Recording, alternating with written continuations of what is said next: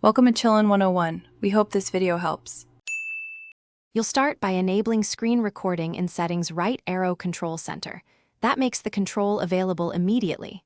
Once done, swipe to open Control Center and tap the round record button to begin. If you need voiceover, long press the record icon and turn microphone audio on. This captures your commentary.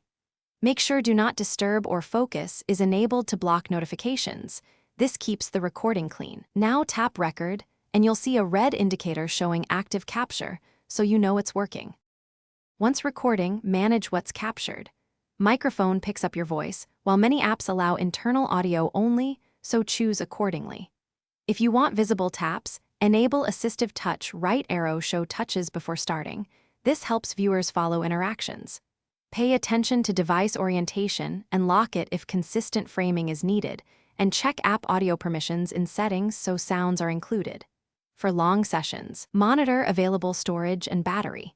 Use an external charger and free up space in Photos if you expect long. To finish, tap the red status bar or open Control Center and stop recording. Your clip saves to Photos automatically. Next, open the video in Photos to trim start/end, adjust orientation, and add basic edits. Then use the share sheet to export to Mail, Drive, or an editor that prefers MP4. If something goes wrong, make sure screen recording and microphone permissions are enabled, confirm storage space, and reboot the iPad. Re-add the control if it disappeared. That troubleshooting sequence fixes most issues quickly.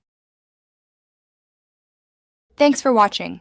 Consider subscribing if we helped you.